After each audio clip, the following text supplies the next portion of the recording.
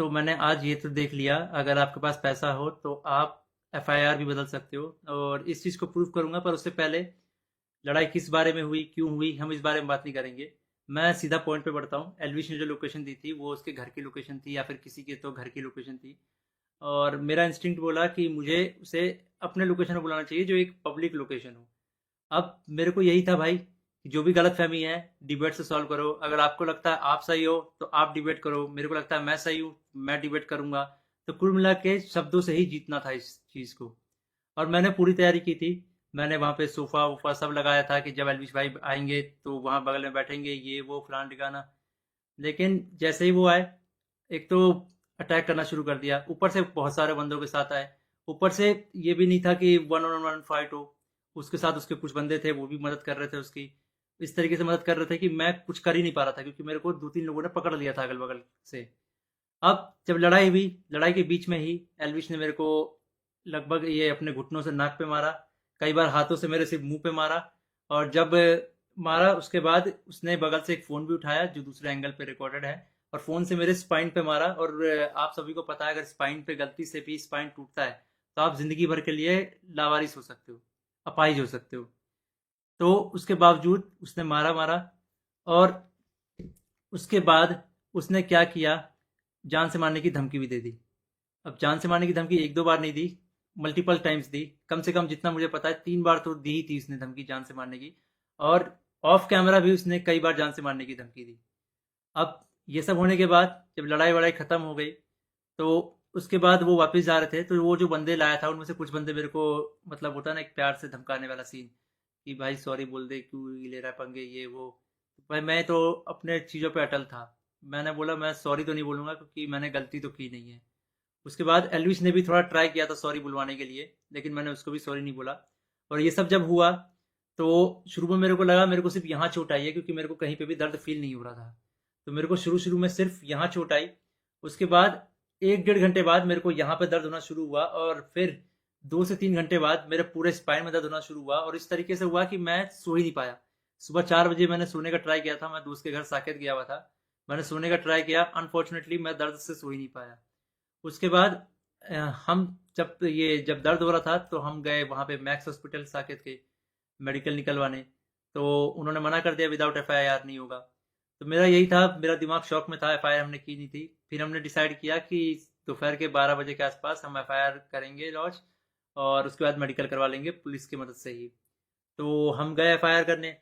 अब जब एफआईआर करने गए तो हमने पूरा बता दिया कि भाई ये सेक्शन लगाना है, अटेम्प्ट टू मर्डर है, साफ साफ दिख रहा है।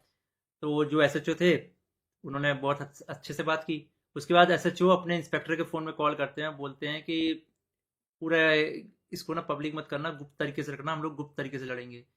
मेरे को तभी डाउट था कि एफआईआर को दबाने की कोशिश की जाएगी। और वही हुआ। अभी मैंने एक आर्टिकल पढ़ा जिसमें एल्विश के ऊपर एक भी वो सेक्शन नहीं लगा जो मैंने एफआईआर में लिखवाई थी। अटेम्प्ट टू मर्डर का एक भी सेक्शन नहीं है उसमें। तो कुल मिला के मैं क्या समझूं, अगर आपके पास पैसा हो तो आप एफआईआर भी बदल सकते हो। मतलब हरियाणा में इस तरीके से गुंडागर्दी चल रही है कि एक बंदा आता है मारता है और उसके खिलाफ कोई एक्शन नहीं होता, उसको पुलिस पकड़ के लेके नहीं जाती।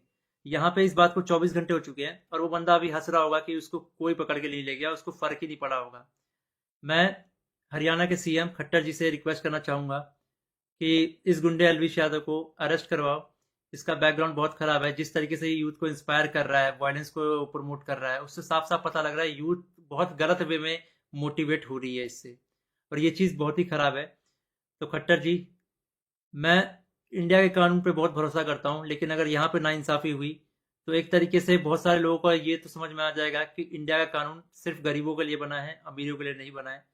तो मैं नहीं चाहता कि ये कानून भी, ये एफआईआर भी दब जाए। और साफ साफ पता लग रहा है दबाने की कोशिश की जा रही है इस एफआईआर को। अगर ये एफआईआर दबता है तो ये इंडिया के कानून की हार है। मैं आप लोगों से रिक्वेस्ट करूंगा, गुरुग्राम पुलिस को और खट्टर जी को इस ट्वीट में टैग करो, और उन पे उनको रिक्वेस्ट करो कि एलविश यादव को जितनी जल्दी हो सके, इस गुंडे को जितनी जल्दी हो सके अरेस्ट करा जाए। क्योंकि अगर कोई भी ऐसे मार के निकल जाएगा और फिर अपने स्टोरी में डालेगा कि भाई वर्क डन, तो खुल्लम खुल्ला यही है कि वो वायलेंस को प्रमोट कर रहा है, और उसको पता है कि उसका कोई कुछ नहीं बिगाड़ सकता। तो एक तरीके से ये इंडिया के कानून की हार है। तो अभी जो मैं एफआईआर लिखवा के आया था, मुझे उसकी कॉपी भी नहीं मिली और मुझे लगता है मिलेगी भी नहीं। बोला तो वैसे सुबह मिल जाएगी, लेकिन आई डोंट थिंक सो, क्योंकि आर्टिकल में साफ साफ दिख रहा है कि एफआईआर के जो सेक्शन है वो बहुत अलग किए गए हैं। तो इंडिया के कानून का मजाक ना बने, तो आप लोगों से एक आखिरी बार रिक्वेस्ट है, सीएम खट्टर जी को गुरुग्राम पुलिस के ऊपर टैक्स अटैक किया जाए, ताकि ये मामले को वो लोग सीरियसली ले।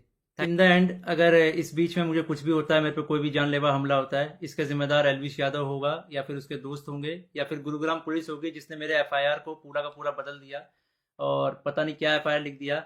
और ये ये इंडियन कानून की बेइज्जती है, ये तो मैंने देख लिया। कुछ नहीं भाई, अगर तुम्हारे पास पैसा हो तो कुछ भी कर सकते हो, ये तो मैंने देख लिया भाई। इसी तरह की और वीडियोस के लिए हमारे YouTube चैनल परम न्यूज़ नेटवर्क को सब्सक्राइब करें।